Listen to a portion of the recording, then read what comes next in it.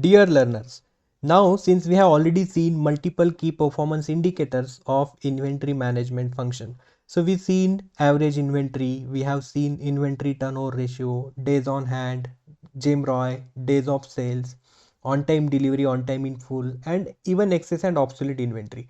Now we have seen some examples or basic examples of the explanation, but in a reality, in a company or in the organization, usually this kind of analysis or KPI performance has to be done in Microsoft Excel or other analytical tools.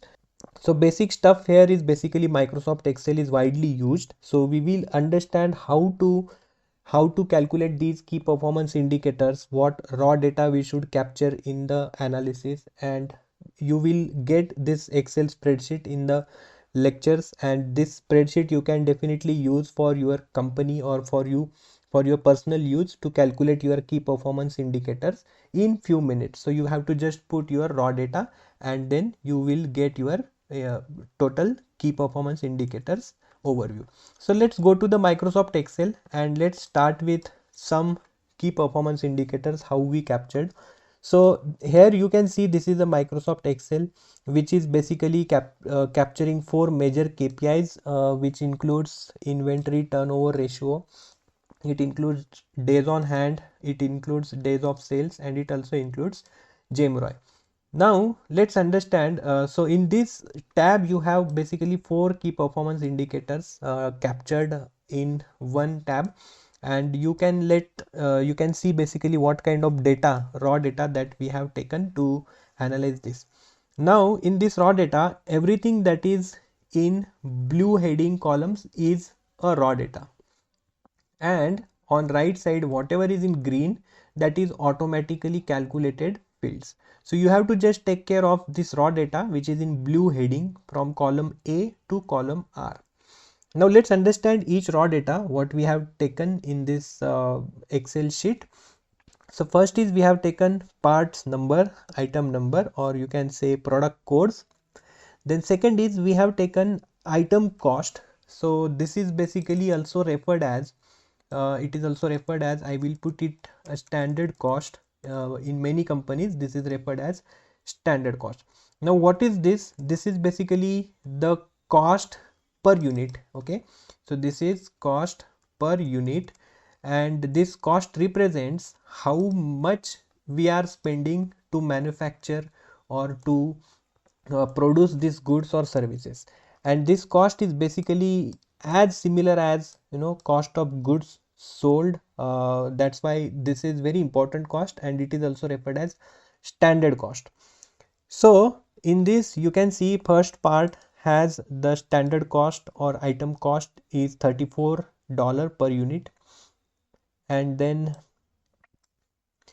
we have next column which is average sales price per unit. Now companies have multiple customers, and because of that every customer may have a different pricing, and that's why this is captured as average sales price per unit. Now how to capture this? It has multiple methods to capture. Basically whatever is your entire sales and divided by whatever is your entire sold quantity. So total sales value, let's say your total sales value for particular product was $1,000, and you sold around, you know, 100 products to the customer in that year. So your average selling price is $10 per unit. But in an actual you might have sold some products to some customers with different pricing, like $12 or $8 or let's say $14, depending on, you know, nature of customer, depending on your promotion strategies and all. And that is why average sales price per unit is taken. So this is captured with the simple formula that we have seen here, that is total sales divided by total quantity that is sold. So it will give you the average sales price per unit. So here for this first product we have $48 as the average sales price. Now we have also captured what is quantity on hand. So it may not have much significant in the calculations for many KPIs, but for days of sales we will need what is stock on hand. Now here you have 12 months sales quantity, Okay, now assume that you are in the month of January and you are taking last 12 months sales quantity.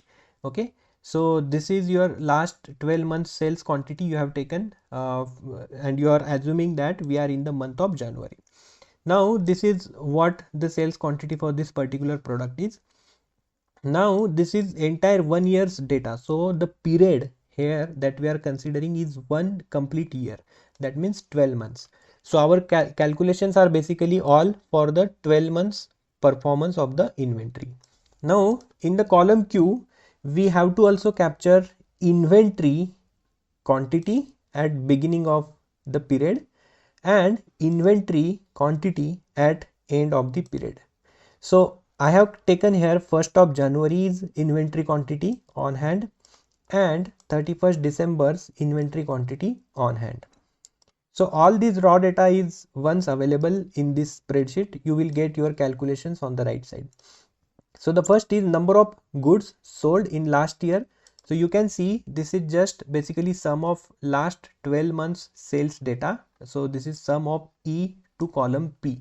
So you will see that this is just a sum, and this much quantity we have sold in last 12 months.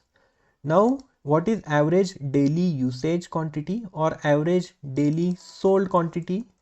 Okay, you can say usage or sold quantity, depends. So this is nothing but whatever we sold in last 1 year divided by 365 days. So daily sales for this particular product was 10 quantity. Now here in the column U we have captured cost of goods sold. Now cost of goods sold can be captured with multiple calculations. Here I have tried to simplify this calculation with whatever quantity we have sold and multiplied with whatever item cost or items standard cost per unit is. So we have sold around 3776 units in last 1 year, and the unit cost of per product was $34, and that's why our cost of goods sold is basically this number, total 12 months sales into total 12 months sales quantity into the standard cost, and that is basically cost of goods sold. Now you can also have your own formulas for cost of goods sold, which we have seen in our explanations, like beginning inventory plus purchase cost throughout the period minus ending inventory. So you want to do that, you can do this, but just make sure that you will have your own calculations in this particular column. So in my calculation I have considered standard cost into the quantity. Now what is the sales? So as we have seen, average sales price was taken, and then basically I have just multiplied this with the total quantity sold in last 12 months. So that is giving me sales. So column S3, so here you will see number of goods sold in last 1 year. So we sold these many goods, and the average selling price for one unit was $48, and then that is giving us basically sales value of this in column V. Now in column W we have captured gross margin. So this is nothing but sales minus cost of goods sold. So we have just subtracted column U from column V and we get a gross margin here. Now here it is an average inventory value. So we have inventory quantity at beginning and at the end. So average inventory is nothing but quantity, average inventory is nothing but basically inventory value at the beginning plus inventory value at the end divided by 2. So here it is directly captured with dollar, though it is in quantity here, but we have directly captured this into dollar by multiplying with standard cost. Okay, so this is our average inventory value in the dollar. Now inventory turnover ratio, we have already seen that it is simply cost of goods sold divided by average inventory. So once we do column U divided by column X, that is cost of goods sold divided by average inventory, we get inventory turnover ratio of all the parts in this column. Then we have days on hand. So since we have taken this period as one complete year, that means the days on hand formula should be total periods total number of days in the particular period divided by inventory turnover ratio of that period. So we get this value 365 divided by inventory turnover ratio, and then we get days on hand as 16 days. Now days of sales is basically on hand stock divided by average daily usage.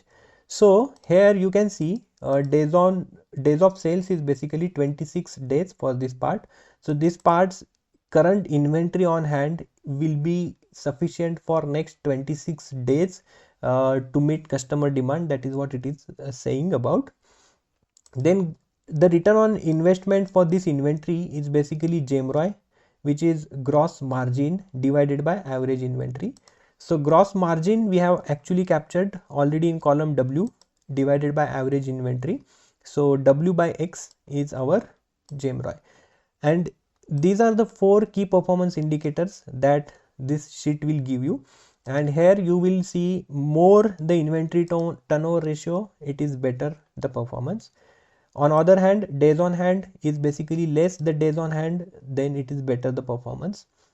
Then days of sales, usually it is less is better, but it may not be the right every time, because some products need to be in stock for a longer customer demand, considering the supply disruptions and all. So this may mislead, but in an ideal situation the days of sales should be on a lower side.